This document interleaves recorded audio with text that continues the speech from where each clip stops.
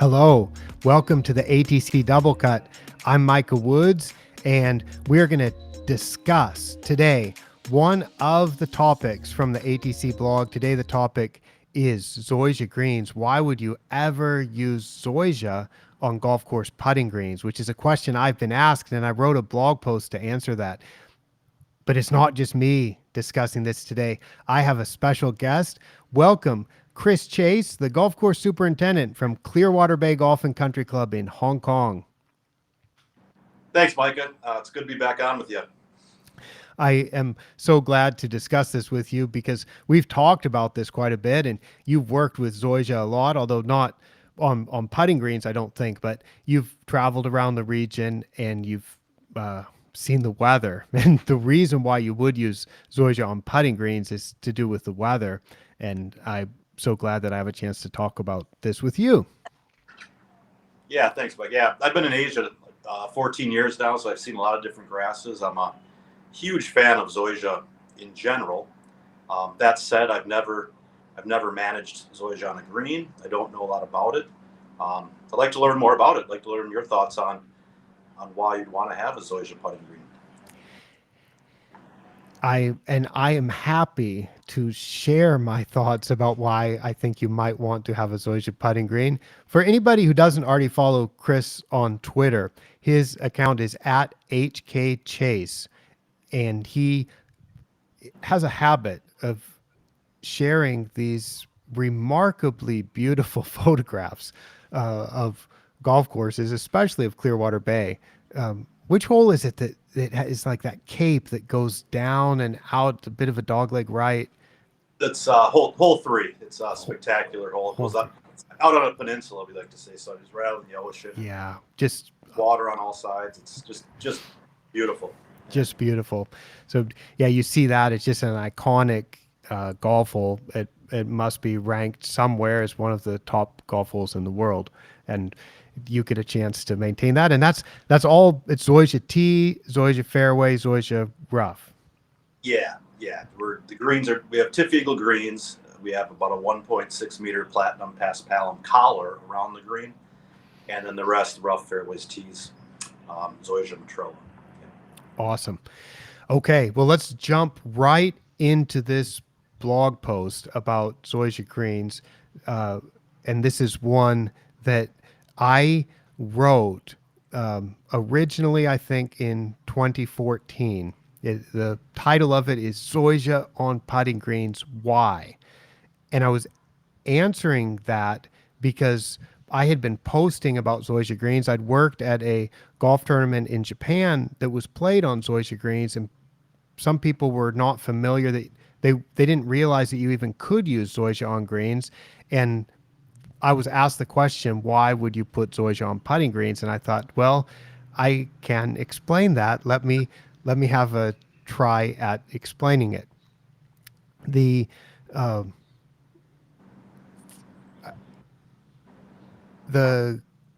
golf course that I was working at during that tournament was Kea Golf Club.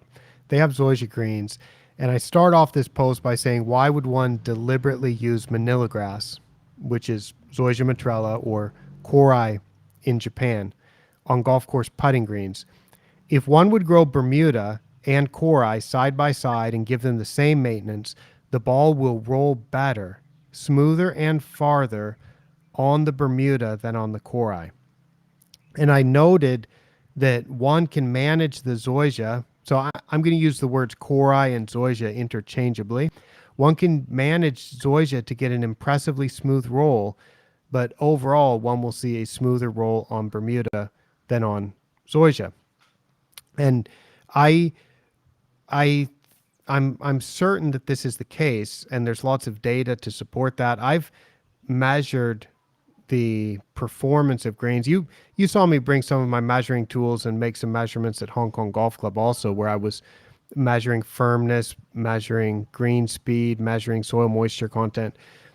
And I've done that at a lot of golf courses in multiple countries, pretty much every major golfing country in Asia. So I have quite a set of data on green speeds and firmness levels and so on.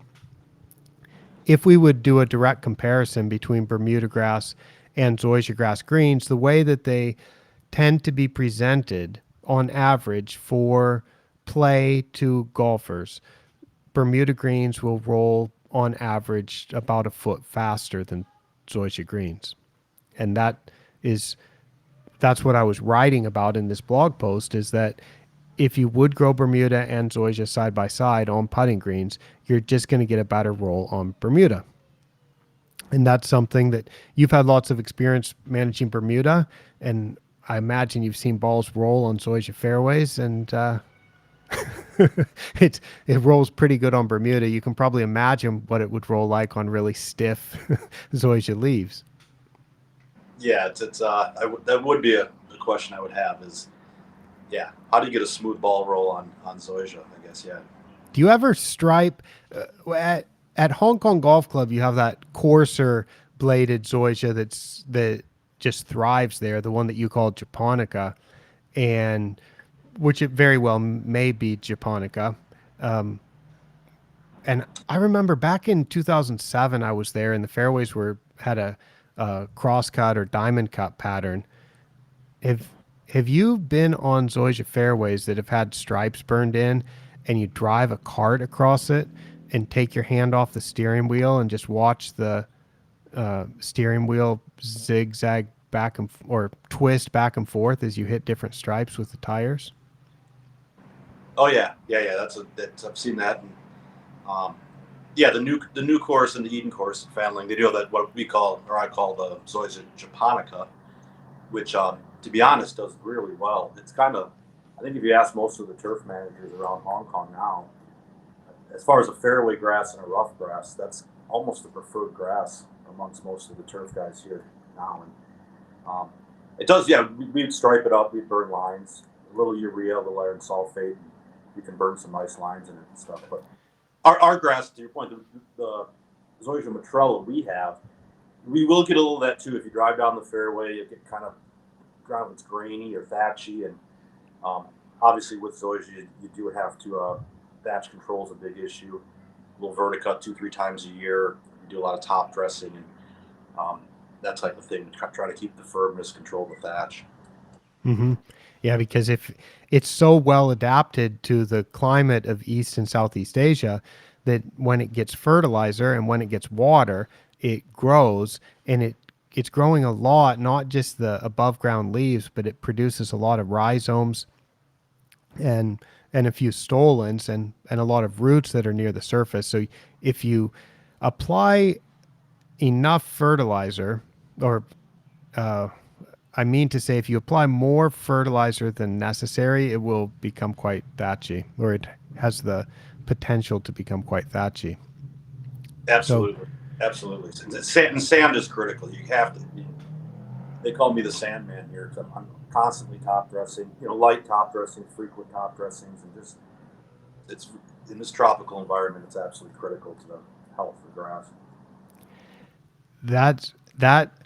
That is something that you've had great success with. I have you seen the videos that I've shown of the grass in a non-tropical environment at Kea Golf Club that hasn't been top dressed for a year, and on the putting greens, and the ball still bounces just fine?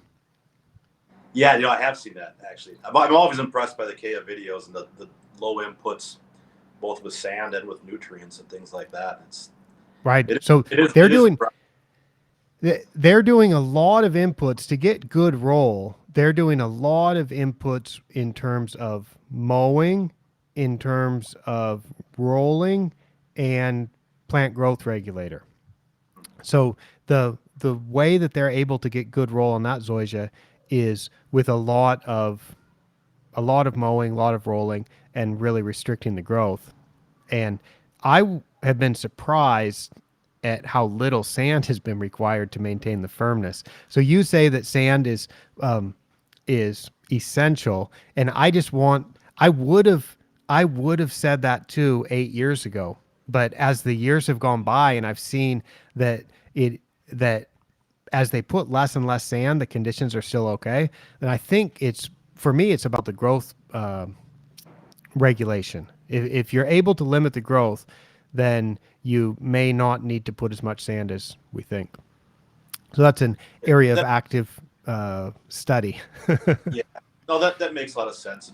But another reason, primary reason, I guess we do all the sanding too, is the amount of rainfall we get. We're 2.5 to 3 meters of rain per year. So, um, without the top dressing program we were on, you'd have pretty soft, wet conditions for at least half of the year out here. So, with the amount of sand I put down in the last 4 or 5 years, we can get 50, 100 mm of rain, and the next day you can almost take carts out on the fairways and stuff like that. So Hmm. there's a real benefit in the drainage aspect of it and that type of thing too. When when Clearwater Bay was built, it was it sand capped or was it just on soil? No, it was pretty much on soil, rocky soils, things like that. So over the years, my predecessor, we've really, I think it was last year we put down 4,000 ton of sand. So just through the year, we're trying to just build up a good sand layer, primarily for drainage, but also, for the health of the grass and firmness.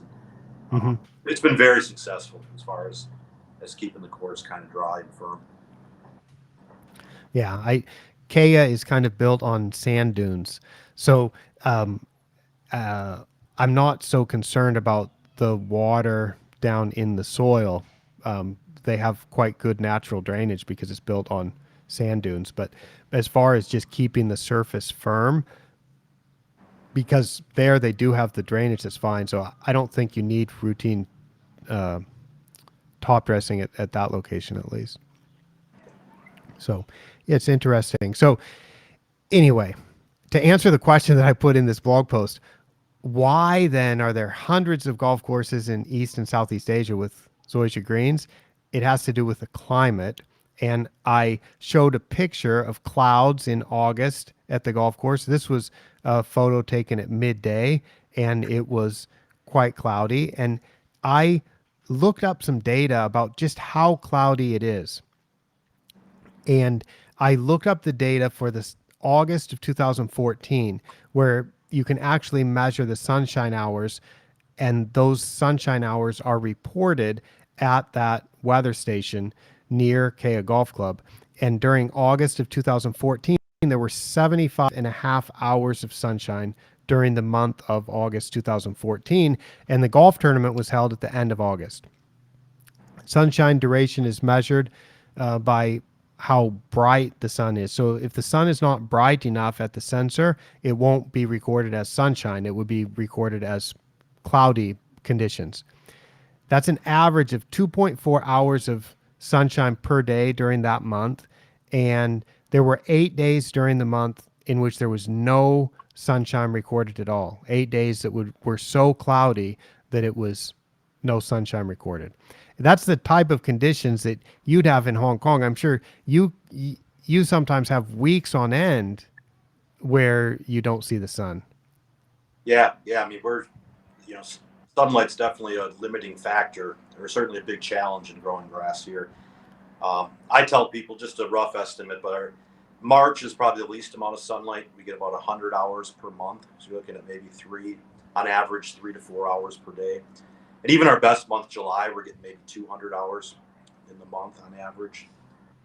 So, and then yeah, in the spring, March and April, we call it kind of the fog season. It's not uncommon for the fog to come in, and we have to close the course for an entire day sometimes.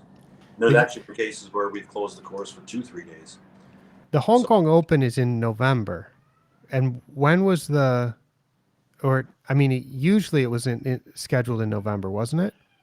yeah, a couple times very early December, but yeah, usually mid to late November or early December, which is absolutely the prime time to hold a tournament in Hong Kong.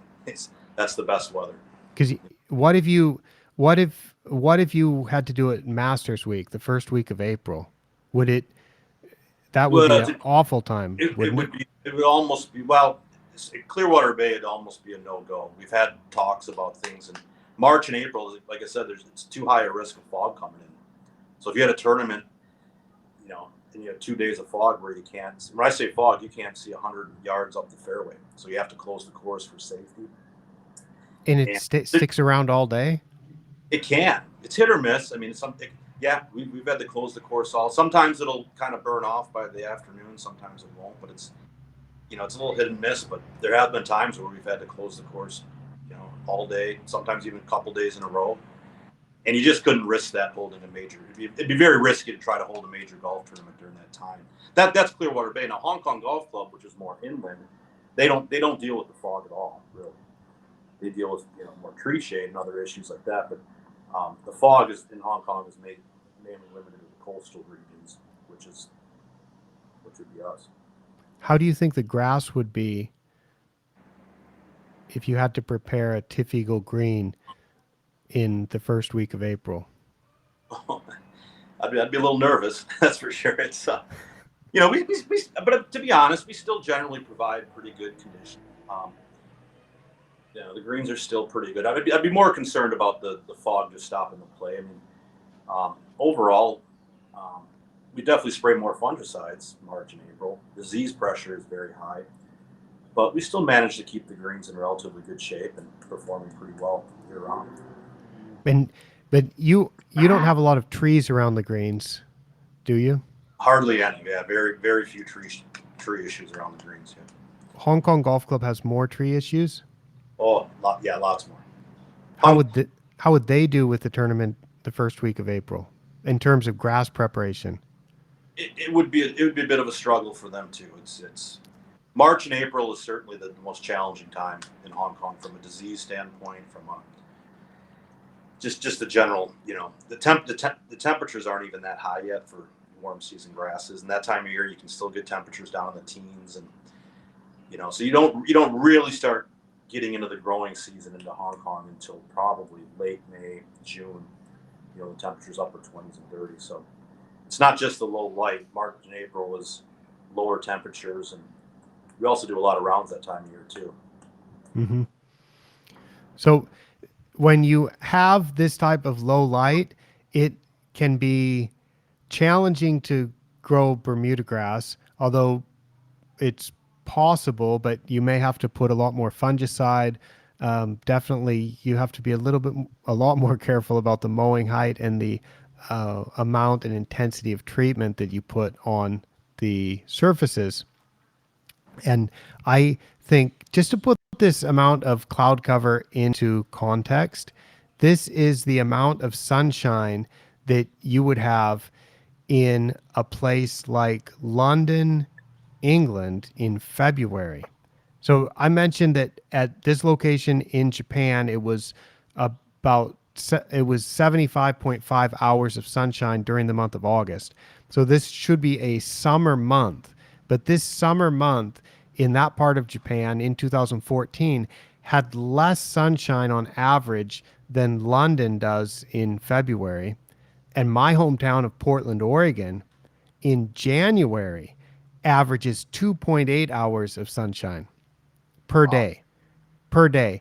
And so what happened in August 2014 was an average of 2.4 hours of sunshine per day, which is what you get when you have 75 and a half hours of sunshine during the month.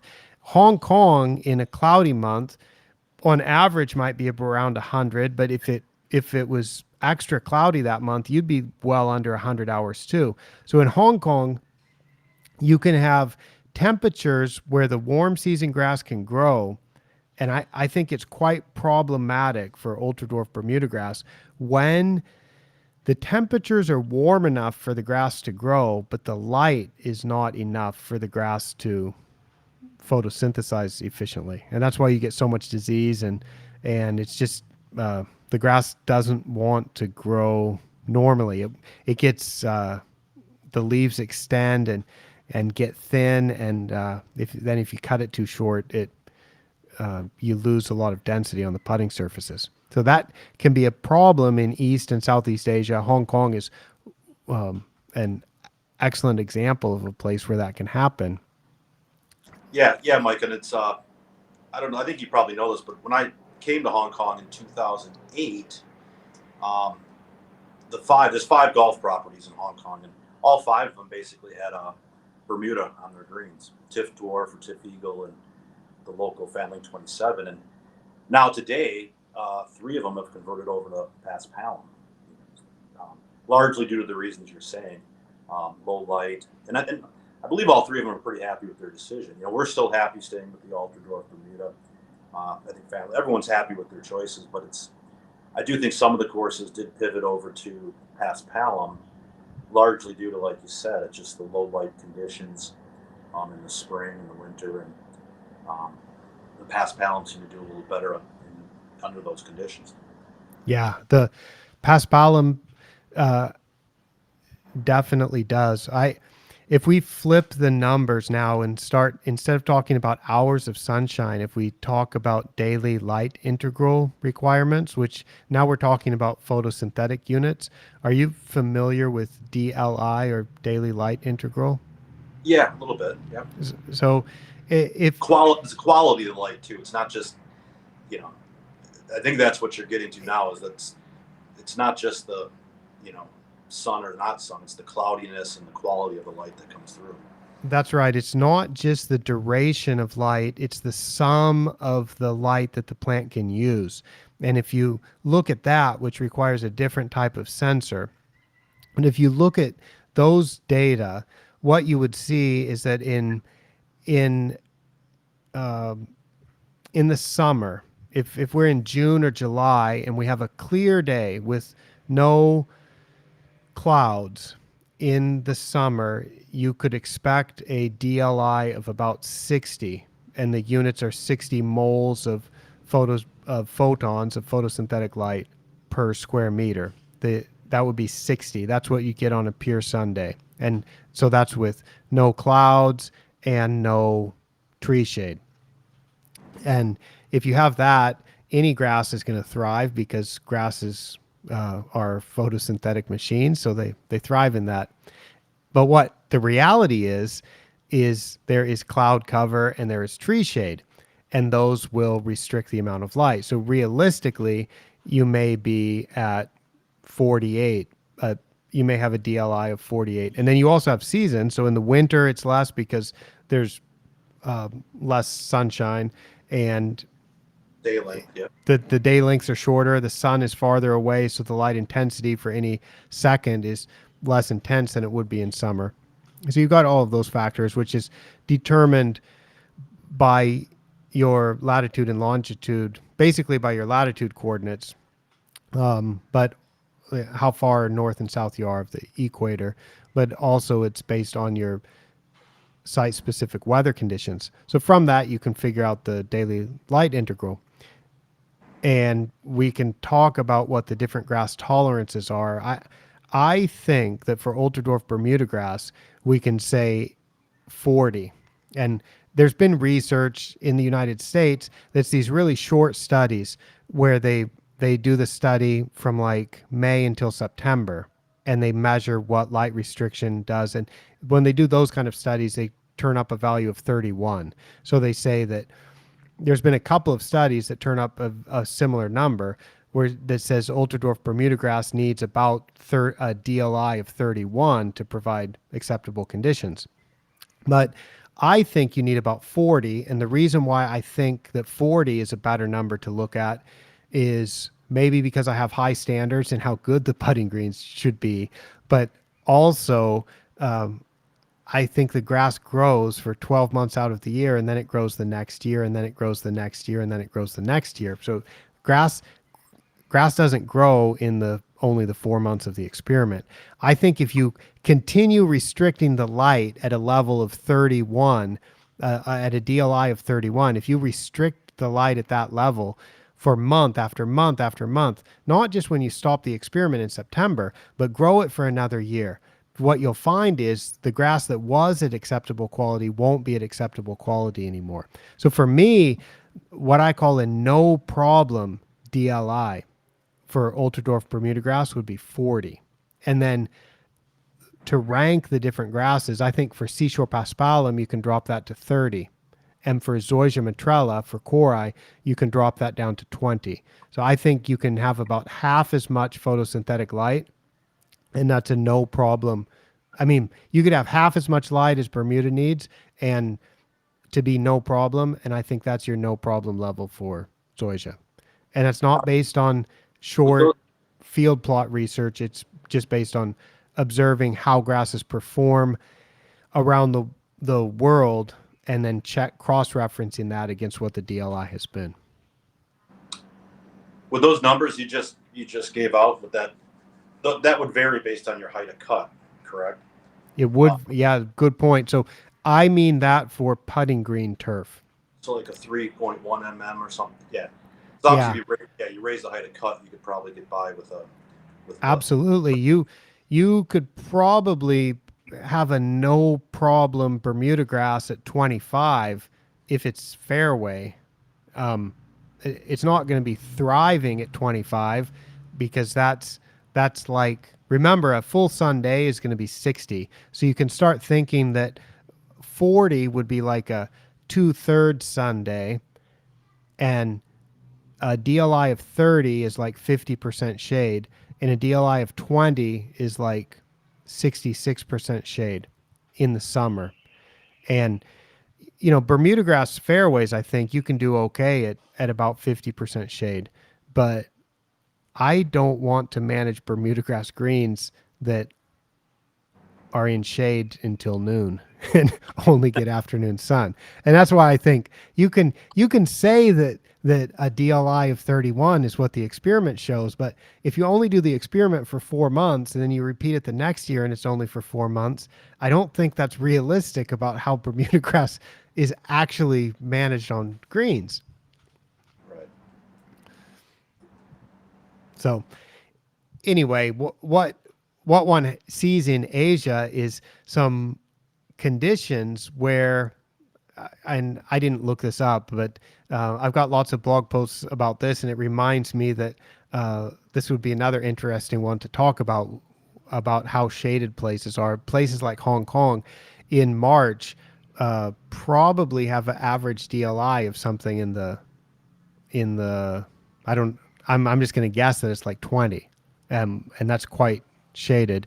And places like Hanoi, have you been to Hanoi in northern Vietnam? Oh yeah, yeah, many times. It's very similar to Hong Kong climate. Very similar. It's quite cloudy, isn't it?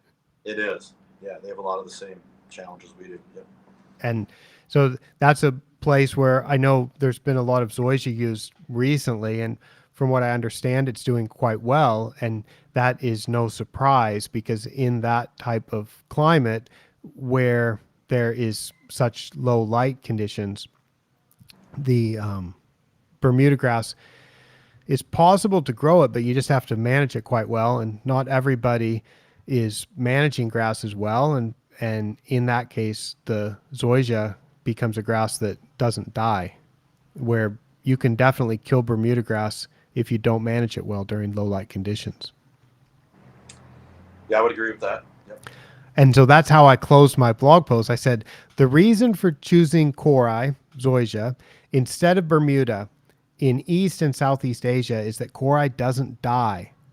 And I said, imagine growing Bermuda grass greens and trying to prepare them for a tournament when the amount of sunshine is less than London gets in February or Portland, Oregon gets in January, and when not a single day for a month has as much sunshine as an average day does in Atlanta.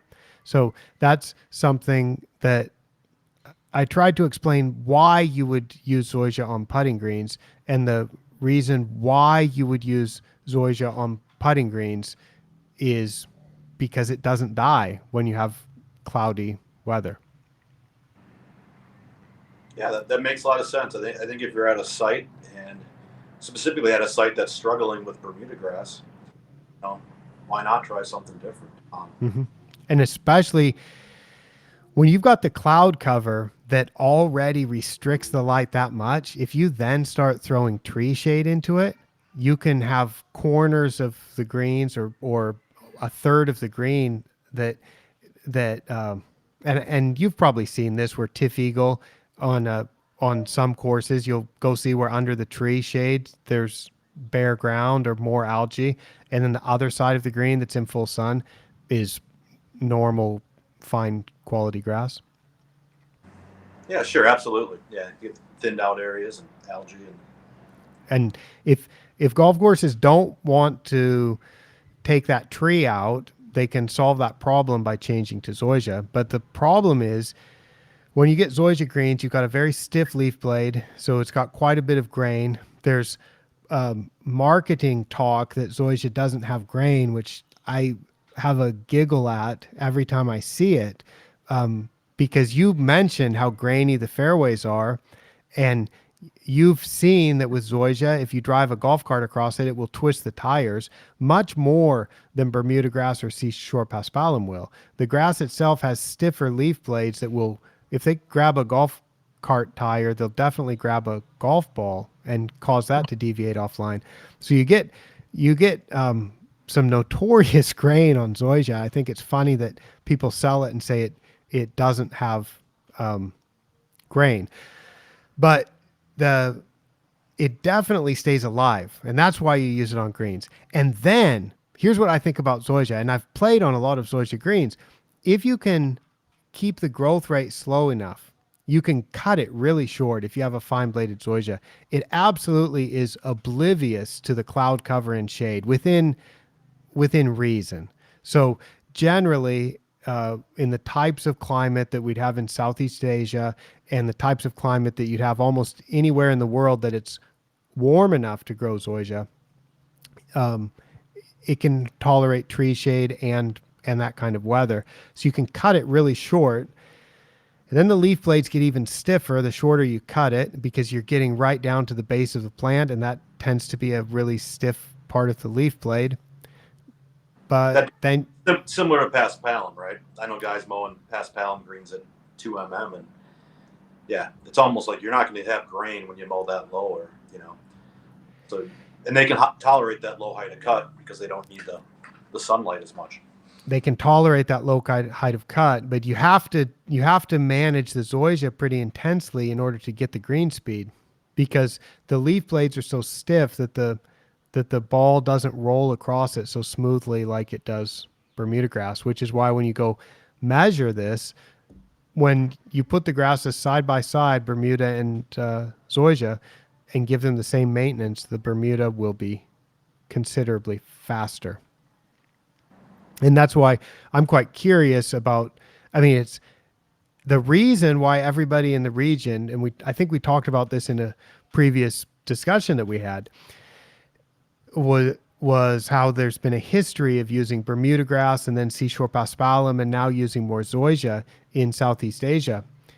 And I think the reason why people were so happy to use Bermuda grass is because it gives such a improved ball roll over zoysia that people had been using, and a lot of these classic clubs in Southeast Asia still do have zoysia. But they were using Bermuda when they were developing new clubs in the 90s. People were so happy to use Bermuda grass because the ball roll is something special.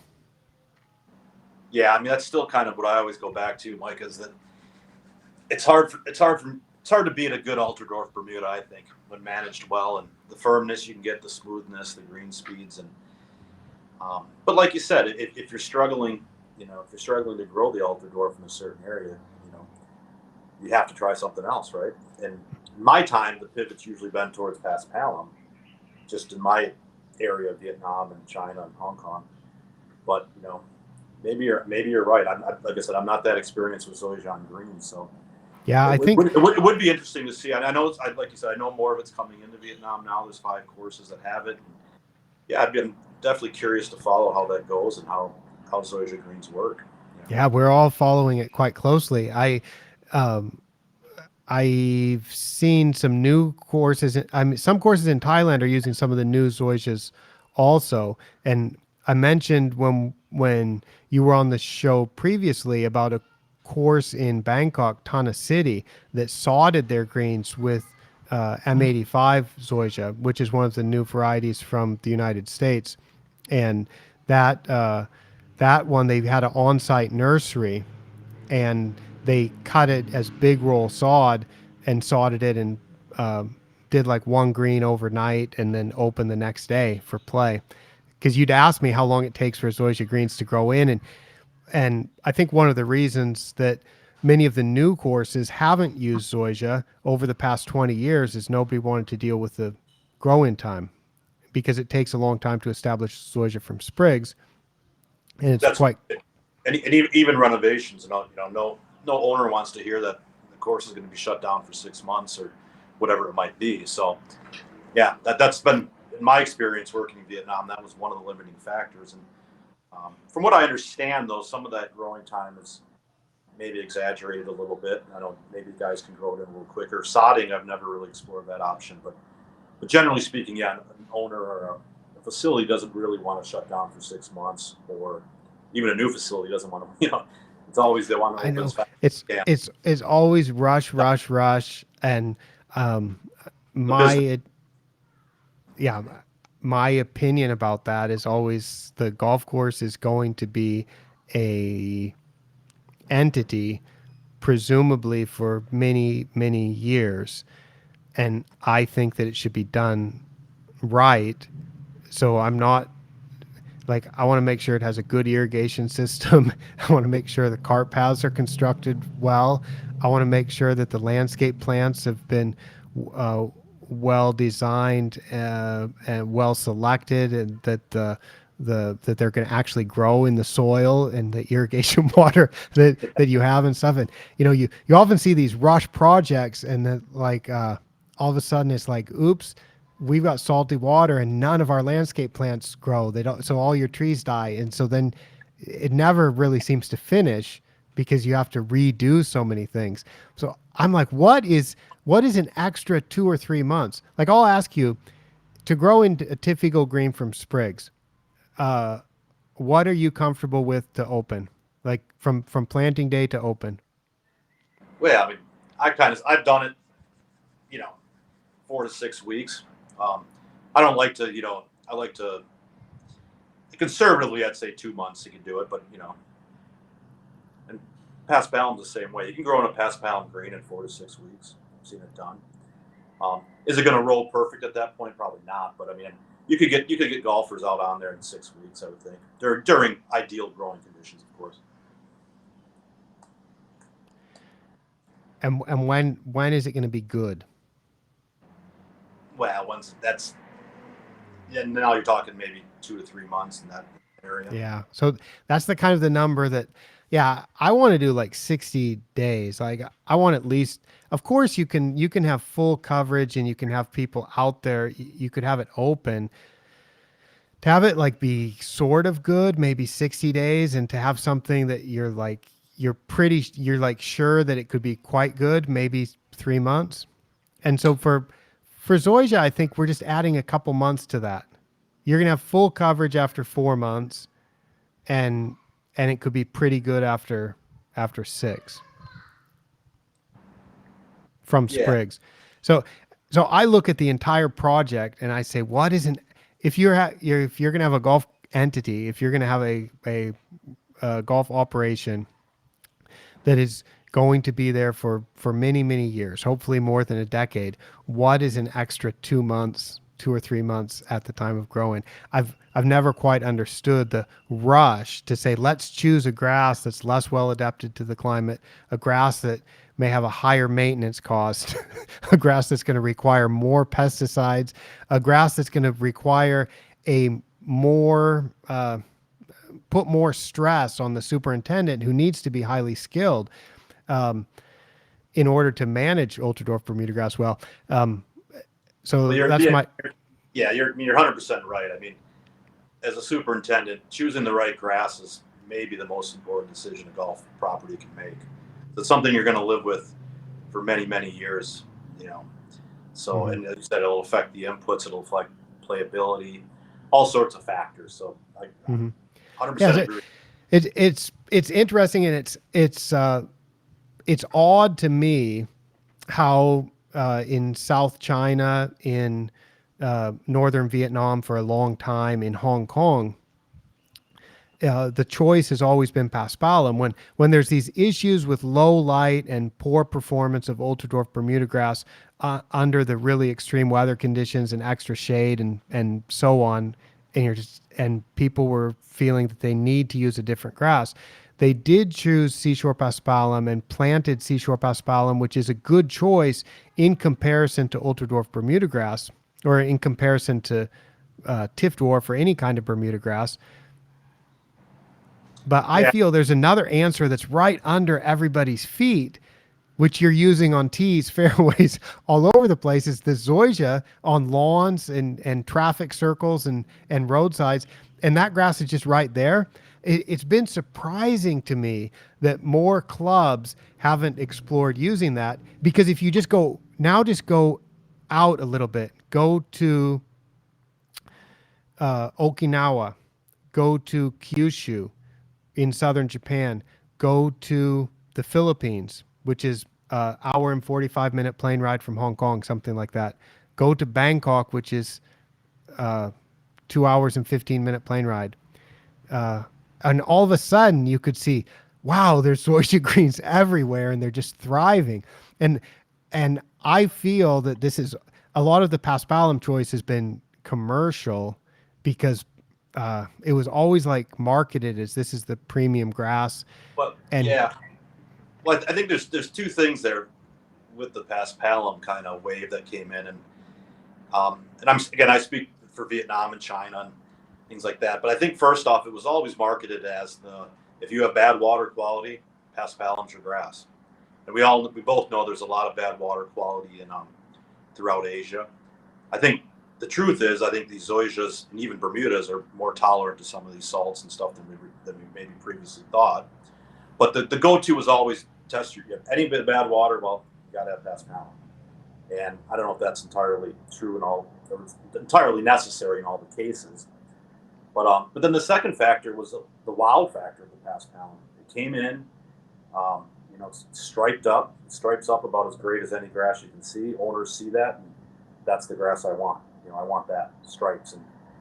But again, I've seen beautifully striped up Bermudas and zoysias as well. So I don't know if that was overplayed as well. But I think in my time, at least dealing with grasses in Vietnam, it was, you have bad water, you got paspalum, or you have that, wow, look at that golf course, green, green year round, striped up beautifully. I want paspalum. So it's, yeah, I think those might have been two of the biggest factors driving the paspalum wave into Asia, I think. yeah, yeah, I think you're right. I think I probably travel more than most people. So, I see what's growing in Sri Lanka and in Bangladesh and in North India and South India and Bengal and Hokkaido and Okinawa and in Davao and Cebu and Manila and so on. So I'm seeing all of these success stories with different grass, and it's rarely a paspalum success story, and it's often success stories with other grasses, and especially like my I mean I guess one of my other criticisms is just how big the Japanese golf industry is, and how Japan to me is a part of Asia, and the climate in Japan is quite similar to parts of Asia, and the grasses work so well in Japan, and yet people in Asia, like in Hong Kong or Vietnam, have been influenced by American grasses when they could just take a flight to Osaka or Nagoya or Tokyo and go see some of the golf courses in Japan. You want to see nice striping, go look at some of the zoysia fairways in Japan and how those get striped up. And it's just like, wow. So of course I've seen all of that, and then I I just feel like maybe some of the decision making in Asia has been too influenced just like locally without looking at the big picture, or maybe without exploring all the options. And I think it goes back to what you were saying. The real big problem is, well, and another one, you mentioned grow in time. I'm going to say availability, because there were always, like, if you wanted to buy Tiff Eagle or you wanted to buy Seashore Paspalum, it's always been possible to know where you can get that from a modern, high quality nursery. And I know your zoysia that you get from South China, that's grown probably at more rustic, local type nurseries, I suppose.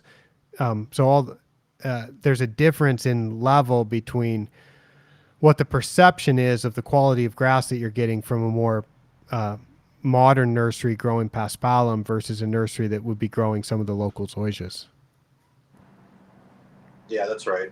You know, and I think throughout the past, in Asia, there isn't the communication that you maybe have throughout the U.S. I mean, I wish more golf courses would communicate with each other, collaborate. I think you're starting to see some of that with the Asian Golf Industry Federation. I know you do a wonderful job of trying to compile information and share it throughout Asia, but um, they don't have the NTEP trials necessarily, information and stuff. They're making a lot of decisions that aren't necessarily based on science. Sometimes they're just based on visual things like that, subjective reasons, and um, which makes it easy to do the marketing, which is like Thai Country Club. Thai Country Club looks so good with Paspalum for so long, and Amata Spring looks so good with Paspalum for so long that those venues are so good for marketing. So if you wanted to sell those grasses, or all you have to do is take somebody out to those places and see the grass, but nobody's looking at Amata Spring had the highest maintenance budget in Thailand by far. I'm sure for many years, and I don't know what that is right now, but I'm sure that it's been a high cost place to maintain. Thai Country Club, if that Paspalum eventually it went away. I don't know. There must be a little bit out there, but did you visit Brian when he was there? no, I never had the chance with colors, but I talked with Brian regularly. And Understood the bad, there very poor water quality. Yeah, they had poor water quality, but they had a lot of zoysia coming in there. Um, yeah, so I imagine that there certainly was a huge amount of zoysia encroaching on that paspalum. So there are those kind of issues that either you have to spend a lot of money to take care of paspalum, or it can get invaded by other grasses eventually. So uh, and yeah, I'm just one person and I write and talk in English. So it's no surprise that uh, the information that I share only has a limited reach. But you know what? That's what I'm trying to do with this podcast also, or with this video podcast series, is try to get people to pay attention to some of the stuff that's on my blog. Like this this post about zoysia greens was originally put up in 2014, and I've been writing about this stuff for years. Uh, the first post I did on my blog, I started ATC in 2006 and had a old website that I didn't really have a blog on. And then in 2009, I started a blog where I said, I have so much stuff I want to share and write about. I'm going to do this. The very first post I did when I started that new blog was about, I think it was called Excellent Grass Selection. And it was about Banyan Golf Club in Hua Hin, Thailand, that had Paspalum tees, and then they put zoysia on fairways and rough, and it had just opened. So this is like 2007, 2008 was the construction and grass selection and planting and so on. And they had Tiff Eagle on the greens. So I was highlighting that in 2009 as this is what I think is excellent grass selection. And I've been giving seminars and so on, but it always has a limited reach. But I think I'm right. Maybe I'm stubborn, and if I have an idea about something, I'm passionate about communicating it, as you would know, because we've had conversations and so on over the years. Like anyway, I think zoysia has a great fit in this part of the world. You know it does. And I think on greens, I still like Ultra Dwarf Bermuda grass. I just think that to answer the question why you would use zoysia on greens, it's if it can't handle the tree shade and the weather, and basically that's the light. If it can't handle the low light conditions, the Ultra Dwarf Bermuda grass cannot handle the low light.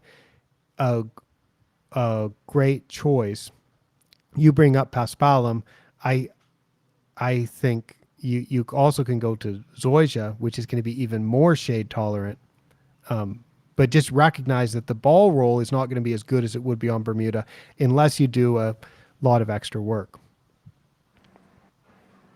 yeah, that makes sense, Mike. And that's I don't claim to be smart enough to have all the answers on which grass to use where, but my advice is to really just visit visit the neighboring courses, communicate with other superintendents, other experts, I guess, and try out the different grasses. You know, now That's that we're having this talk, I'm kind of regretting. I mean, I've been managing turf in Hong Kong now 14 years, and I kind of regret not starting up a trial green or a nursery and testing the zoysia. Maybe that's something I'll do. But you don't really know for sure, I guess, until you plant the grass, put it in, and manage it on your site. See how it does. man, you've got some great advice. That is excellent. Yeah, and I'm always learning. So I've got some Serangoon grass, some Digitaria didactyla growing at home now. And who knows, maybe that grass, because that grass leans over, it's really flat on a putting green, so it may be that and it's quite shade tolerant too, so it may be 5 or 10 years from now I say, you know what, zoysia is such a hassle on greens, why don't you plant Digitaria didactyla, but make sure you don't cut it too short or it'll be way too fast. So you just have to test it, you have to trial it. That's exactly right. And that reminds me, Bob Horan, who's at Manila Golf Club, he came there after they'd already changed from zoysia greens to paspalum, and that project happened in about 2007. So that was an old course right in the heart of Manila, zoysia matrella greens, the old style greens, and they changed it to seashore paspalum. They struggled with the amount of shade that they had there because they have buildings. They have like 55-story or 60-story towers that are just on the east side of the golf course. They throw too much shade, combined with the weather conditions that you'd have in Manila. And those particular greens just weren't able to tolerate it. And Bob took the shadiest greens and he did some trials. He did some Bermuda grasses. He did Novatech, which is supposed to have better, and it does tend to do better in cloudy conditions. That's a type of Bermuda grass. And he did zoysia, and he did seashore paspalum, and maybe tiff eagle too. And he did those trials for a while, and they found that zoysia was the best by far. And then they started converting the greens to zoysia, and now those greens are quite good. And yeah, you're right. Do your own on-site trials. Just explore the full range of options. And I feel like sometimes there's just been like, it's either this Bermuda or that Bermuda. Let's choose which one is best, or let's choose Bermuda versus paspalum. And I feel if people would open their range of ideas and just say, well, what are they using in Tokyo under this condition, or what is it in Manila or in Bangkok? If people would just go a little bit farther afield and not just go look at what's working in Shenzhen versus Hong Kong or something, I think by exploring that fuller range of options, one could be more likely to get the ideal choice for one's facility. So it's fascinating. And yeah, we don't know the answers yet because now there's all these new courses planning zoysia. We'll see. We'll have to go play those. Have Jim Myers come over sometime and we'll play golf. We'll go play golf on Bermuda, zoysia, and paspalum. We could do that all in one day and decide which one we like the best. That'd be fun. That would be fun, Michael. We'll definitely have to do that. Yeah. All right, Jim. Well, that's your invitation. Jim would love to come out, man. He loves coming out to Asia, Hong Kong. Yeah, He's got awesome. and then you'll have to wait till after his tournament though, because he has an LPGA event I think coming up at Yeah, that's September. That's awesome. That course has some tree shade. Columbia Edgewater in Portland, my hometown. That's got some tree shade, but they have the grasses that work there, and there's quite a bit of sunshine in the summer usually in Portland. So that'll be fun to watch, and that's a beautiful course. It'll be fun to watch that tournament this year. Yeah, I always joke with Jim that he's in the easiest place in the world to grow grass. I'm in the toughest. That's I should make a note. That would make a great blog post. Easy in Portland, difficult Hong Kong. in Hong Kong. I think that it would be a great. I think you're about right, and I think that would be a good blog post for me to try to explain why that is, because in Portland you have low humidity and no matter how hot it gets during the day, you almost always get quite low nighttime temperatures.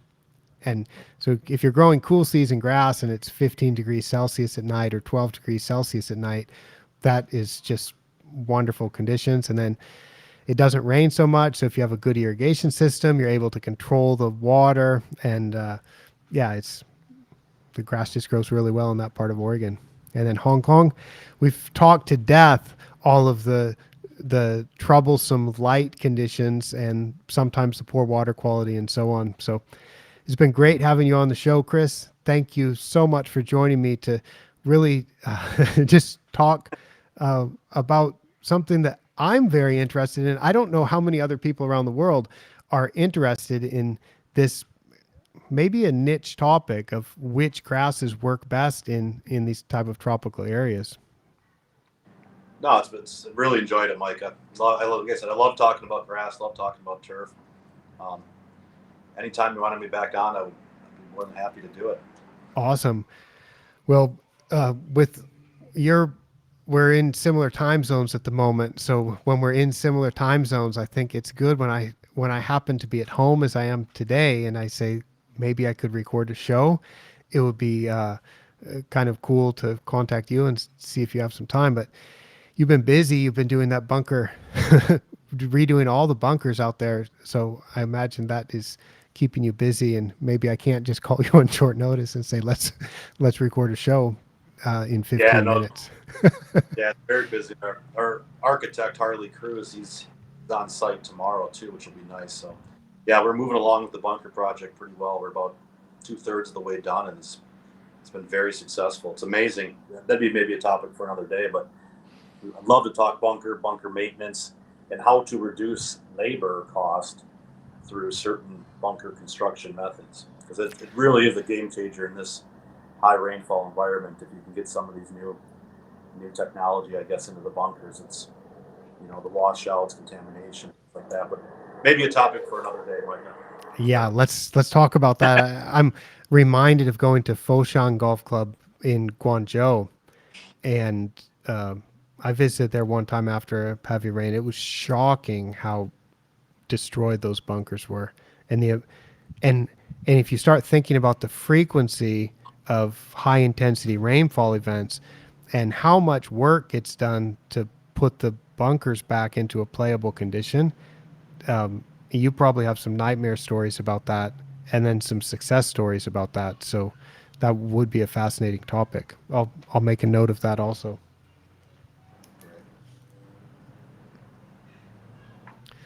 All right, Chris, thanks. I will let you go. Thanks for joining me on the ATC Double Cut. Appreciate it, Micah. Have a good day now. Yep. All right. Thanks a lot. All right, everybody. That was Chris Chase from Clearwater Bay, and he has all kinds of experience. He's been working in Asia just about as long as I have. So we've seen a lot of the same things, and I've been seeing it from my perspective here in Thailand and from the places where I travel around. And he's been seeing it at really on the ground, sometimes being, for much of that time, being responsible for actually producing good turfgrass conditions, where I just observe and talk about getting good turfgrass conditions. So it's so great to have an expert like Chris to talk with on the show.